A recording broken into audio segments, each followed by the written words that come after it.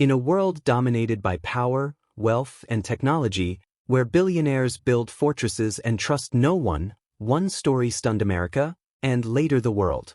The richest tech billionaire in the United States, a man guarded by cutting-edge AI, private military contractors, and layers of surveillance, suddenly did the unthinkable. He fired his entire security team. Every guard, every analyst, every digital defense officer. And in their place, he chose to rely on one person. Not a retired Navy SEAL or a cybersecurity legend, but a Filipino nanny, a woman whose name nobody knew, whose presence was once overlooked, and whose quiet strength reshaped the destiny of one of the most powerful men on earth. This is the astonishing story behind his decision, and how a humble nanny became the most trusted figure in a billionaire's life. Our story begins with Alexander Cole, a 47-year-old tech prodigy whose innovations revolutionized artificial intelligence, robotics, and predictive security.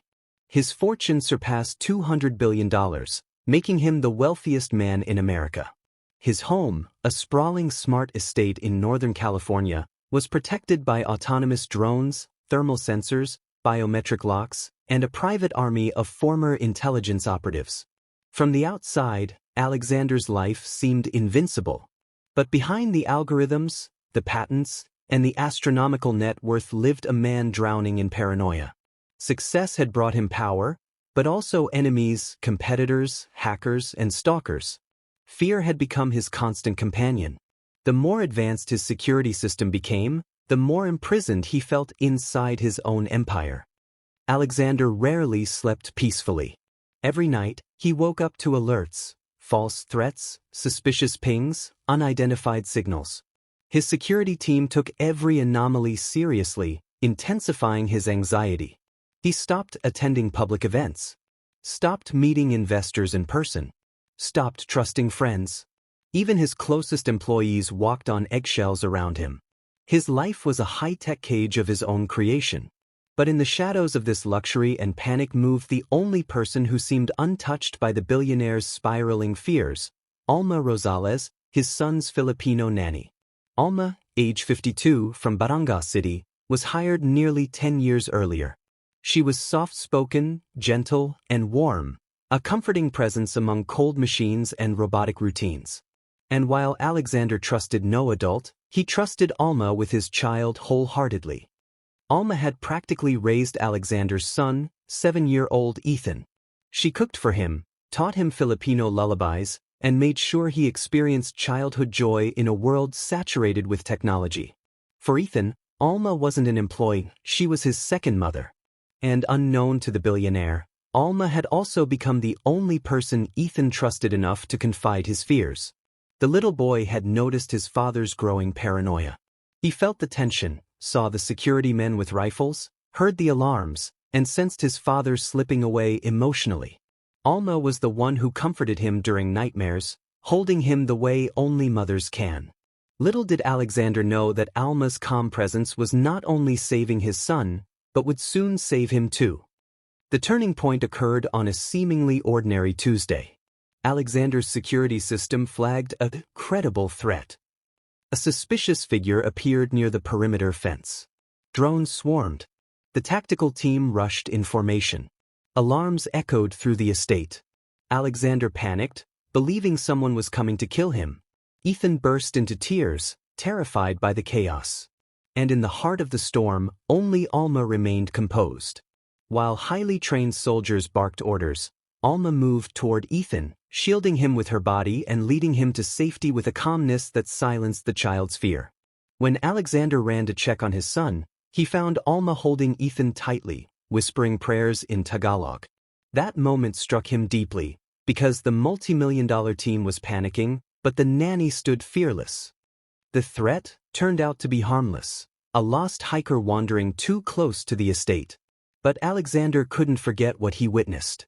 His heavily armed security froze under confusion, while Alma, a woman with no training, responded with clarity and emotional strength. That night, Alexander replayed the security footage repeatedly. He watched how Alma shielded his son, how Ethan clung to her, how her instincts reminded him of something he had lost long ago: human trust. His advanced technology failed to give him peace. His elite guards couldn't protect his child the way Alma did, with genuine care, not protocol. For the first time in years, Alexander questioned everything he built. Over the following weeks, Alexander observed Alma more closely, not suspiciously, but with newfound curiosity. He noticed how she navigated the house with quiet confidence. How she prepared Ethan's meals while humming old Filipino songs. How she sensed the child's emotions before he could speak. How she treated everyone, gardeners, cleaners, technicians, with dignity. In a world consumed by ego and algorithms, Alma embodied something he didn't understand anymore: humanness.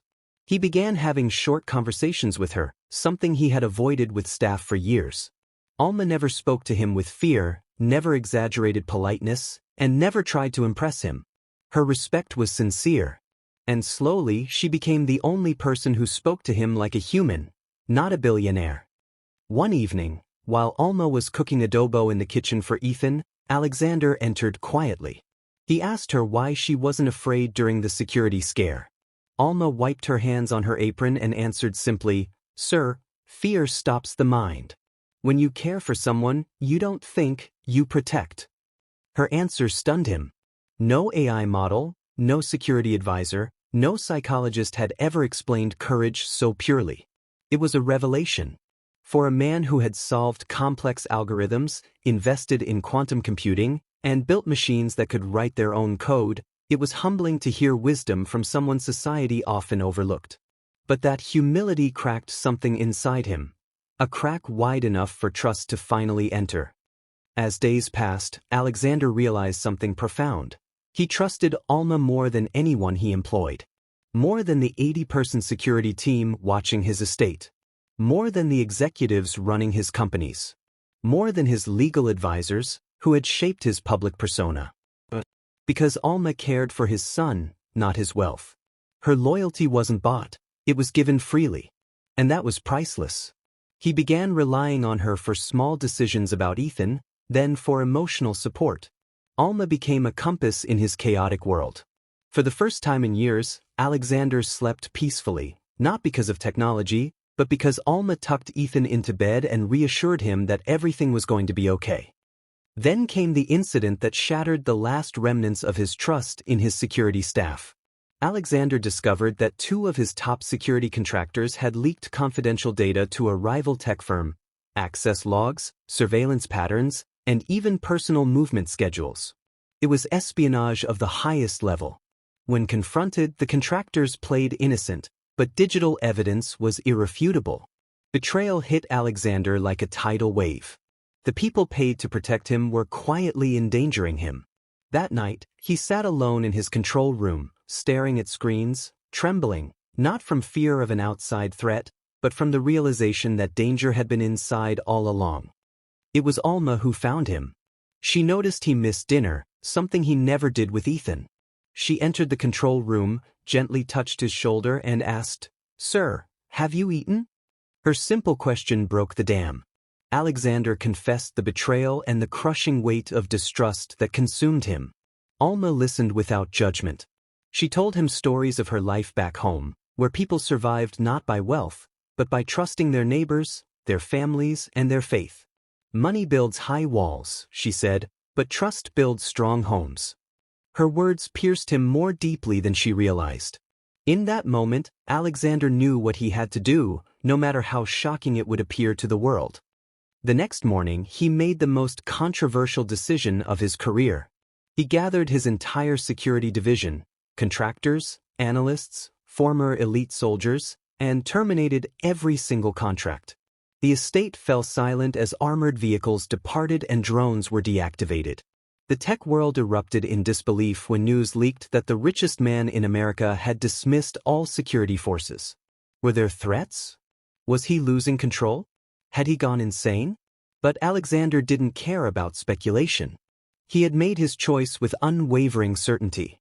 For the first time in his life, he wanted real human protection, not manufactured loyalty. With the team gone, the only person he kept on staff for personal protection was Alma. She resisted at first, insisting she was just a nanny. But Alexander gently explained that protection was not about strength or weapons. It was about trust. He told her that she had shown more courage, intuition, and loyalty than anyone he had hired. Alma reluctantly accepted, not as a bodyguard, but as someone who would continue caring for Ethan and offering the emotional grounding the family desperately needed. The media mocked Alexander, calling him reckless for choosing a nanny over elite guards. But he ignored all criticism. Deep down, he knew he wasn't replacing security, he was restoring his humanity. In the weeks that followed, Alexander reorganized his life completely. Gone were the constant alarms, the surveillance chatter, the tactical drills. Instead, his home became quieter, warmer, more human. He spent evenings playing with Ethan instead of monitoring threat dashboards. Alma cooked meals for all three of them, filling the once sterile mansion with the smell of Filipino dishes, pancit, sinigang, adobo. Alexander found himself sitting at the table again, listening to Alma's stories from her childhood, laughing with his son, experiencing something he had long forgotten, peace. For a man who had built machines to simulate emotions, the real thing felt extraordinary. But trust is often tested in moments least expected. One afternoon, while Alma and Ethan were at a nearby park, Alexander received an urgent call from school officials. A cyberstalker who had previously threatened the family surfaced on campus grounds, attempting to approach Ethan. Panic surged through him. No security team. No tactical squad. No drones. Just Alma. Alexander sped to the park in terror, but what he found shocked him. Alma had already acted. She had pulled Ethan behind her, confronted the man fearlessly, and alerted bystanders to call the police. Her protective instincts were sharper than any security algorithm. When Alexander arrived, shaking with fear, he saw Alma standing in front of Ethan like an immovable shield. The stalker was quickly detained, but the emotional impact lingered. That night, after Ethan fell asleep, Alexander sat with Alma on the patio. He confessed how terrified he was of losing his son. Alma placed a comforting hand on his arm and said, "Sir, a child who is loved is never unprotected." Her words were simple, but they carried a depth that soothed him. Alma didn't protect Ethan because she was paid, she protected him because she loved him. That realization struck Alexander profoundly. He suddenly understood why replacing elite guards with Alma felt so natural. She was motivated by heart, not paycheck. News of Alma's bravery spread across social media. People were amazed, curious, and inspired. Billionaire protected by Filipino Nanny trended for days. Some criticized him for placing too much responsibility on her. Others praised the depth of trust he had found. Interview requests poured in, but Alexander declined them all. He didn't want to turn Alma into a spectacle. She was a private person who valued dignity over attention. Instead, he rewarded her in quiet ways, offering her a better salary, ensuring her family in the Philippines received support, and giving her full authority over household safety decisions. One evening, Alexander asked Alma to sit with him for a serious conversation. He told her he wanted to change his entire approach to life. He no longer wanted to live in fear or hide behind machines. He wanted to build something meaningful, something that reflected the values he witnessed in her. Alma listened carefully as he outlined his dream, a foundation dedicated to children of immigrants working in America, providing childcare, scholarships, and emotional support for families separated by circumstances. Alma's eyes welled with tears. She had spent years in America hoping for a chance to give back, but never expected a billionaire to share that vision. Together, they began shaping the foundation. Alma contributed her lived experiences, offering insights that no consultant could match. She explained the sacrifices immigrant parents make, the loneliness, the homesickness, the constant fear of being unable to support family back home. Alexander realized that while he built technology to connect the world, many families remained emotionally disconnected. This foundation would bridge that gap. As plans moved forward, Alma became the heart of the project. Alexander trusted her judgment, her compassion, and her ability to understand human needs better than any algorithm. Meanwhile, friends and board members were alarmed by Alexander's transformation. They questioned his mental state, expressing concern that he let a nanny influence major life decisions. They accused Alma of manipulation, an accusation that deeply offended Alexander. He defended her fiercely, stating that she was the most honest and loyal person he knew. Their criticism further distanced him from the corporate world he once dominated. But the more he defended Alma, the more he realized that she wasn't just an employee, she was the backbone of the family he never realized he needed. The foundation soon launched publicly, surprising the nation. Alexander took the stage with Alma beside him, not behind him, not in the shadows, but beside him. Cameras flashed as he revealed the true inspiration behind the project. "This woman," he said, pointing to Alma, "taught me what it means to trust again." The audience gasped. Alma, shy and emotional, wiped tears from her eyes. She had never been honored in her entire life. She had always been the helper, the quiet supporter, the background figure. That day, she stood in the spotlight, not for fame, but for the immeasurable impact she had on one of the world's most influential men. After the launch, the foundation received overwhelming support. Donations poured in. Immigrant families shared their stories. Volunteers signed up in record numbers. Alma became the unofficial counselor for the foundation, mentoring parents, comforting children, and guiding programs with her natural empathy. Alexander handled logistics, funding, and technology, while Alma provided the heart. Their partnership became a symbol of what happens when humanity and innovation join forces. For the first time, Alexander felt truly fulfilled. His wealth no longer defined him, his purpose did. But life presented another test. Late one night, a fire broke out in the estate, caused by a malfunctioning electrical panel. Smoke filled the halls as alarms blared. Alexander panicked, rushing to Ethan's room, but Alma was already there, pulling Ethan from bed, wrapping him in a blanket, and guiding him through the smoke. Alexander watched as Alma led the way with unwavering courage, shielding Ethan with her own body. Firefighters arrived quickly and contained the blaze, but the billionaire was shaken. His home, filled with cutting-edge systems, failed again. Alma once more became the family's lifeline. After the fire, Alexander made a monumental decision. He sold the massive estate and relocated his family to a simpler home, one without excessive surveillance, without constant alarms, without the suffocating architecture of fear. Alma helped create a household environment that felt warm and human. She introduced Filipino traditions, home-cooked meals, evening prayers, storytelling time.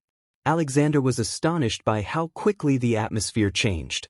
For the first time, the house felt like a home. And Ethan blossomed emotionally, no longer afraid, no longer overwhelmed by machines and guards. Alma's presence anchored all of them. As months passed, Alexander and Alma were invited to conferences to speak about trust, mental health, and immigrant courage. Alexander always insisted that Alma take the microphone first. Her heartfelt stories moved audiences to tears. She spoke not with sophistication, but with raw sincerity. She talked about leaving her children in the Philippines, struggling in America, and finding purpose in caring for Ethan. People admired her strength, her humility, and her authenticity. Through her voice, Alexander discovered the power of human storytelling, something no AI could replicate. One afternoon, as they prepared for another foundation event, Alexander shared something deeply personal with Alma. He told her that before she entered his life, he had been suffocating in fear, distrust, and loneliness.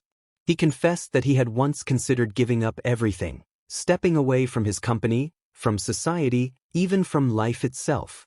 Alma was stunned, her eyes filling with tears. She never imagined her quiet presence could save someone on such a profound level.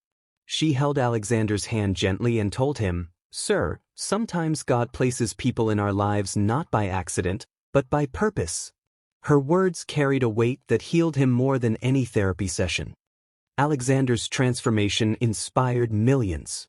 Articles praised his humility, documentaries featured Alma's heroism, and the foundation became one of the most impactful organizations in the country. But Alexander remained grounded. He attributed everything to Alma and Ethan, the two people who taught him love and trust. He stepped back from CEO duties, delegating leadership to capable executives while he focused on the foundation and fatherhood. He spent afternoons with Ethan, mornings with Alma planning community programs, and evenings connecting with immigrant families seeking help. Years passed, and the bond between Alexander and Alma only grew stronger, not romantically, but spiritually and emotionally. They became family. Alexander funded Alma's dream, building a comfortable home for her children in Batangas. He ensured she visited the Philippines regularly, never missing milestones again. Alma found healing in knowing her sacrifices were finally honored. Ethan grew into a compassionate, grounded young man, shaped by the care of both his father and his beloved nanny.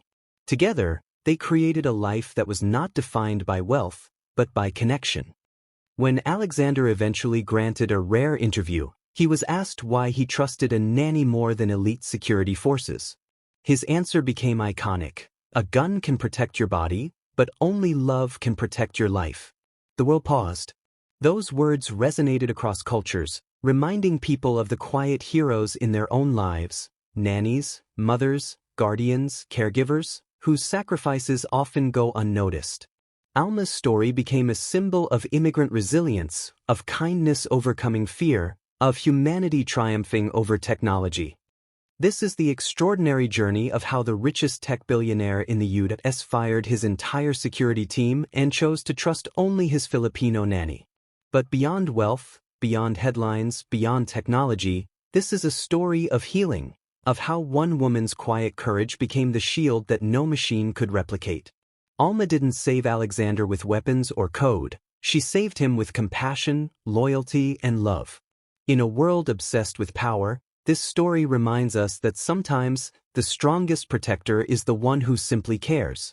And in that truth lies the legacy of a nanny who changed the life of America's most powerful man.